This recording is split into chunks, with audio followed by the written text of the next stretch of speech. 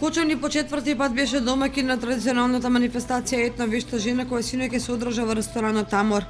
Припадничките од понежниот пол сами се пријавија и беа дел од хуманата манифестација преку подготовка на традиционални јадења во етно стил. На трапезата може да се забележат сукани зелници, баклави, јадења од ориз и алба. Сите овие традиционални јадења беа на продажба, истите беа продадени од страна на присутните, а собраните средства ќе бидат наменети за хуманитарни цели. Јас по трет пат настапувам со мои специјалитети. Оваа вечер настапивме тимски. Јас и моите жени, пријателки. Спонзор ни е Кадино, ни дадоа брашно и ние спремивме свилени кифлици, спремивме зелник на селски начин, спремивме пиварки, спремивме погача, сончуглед погача. Одзивот е добар во однос на тоа што етно вешта жена се одржува во зимен период, во есента.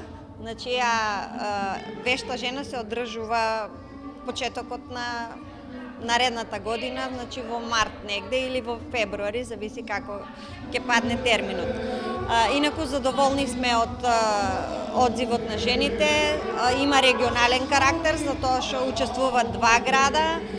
Тука се Каменица и Кочани, кои го представуваат, Кочани го представуваат градот на Оризот, значи жените што учествуваат се потрудија да направат јадење во стилот на Оризот. Учесничките и присутните оваа година имаа можност да ги забавува познатиот актер од македонските народни приказни Владко Дечиновски.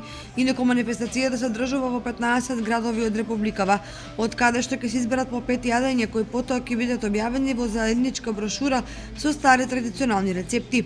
Паричката на централната манифестација Етно вешта жена што се одржа во Марков манастир падна во македонска Каменица, каде што до година ќе се организира голем собир на вештите жени, каде што се очекува присуство на над 2500 жени.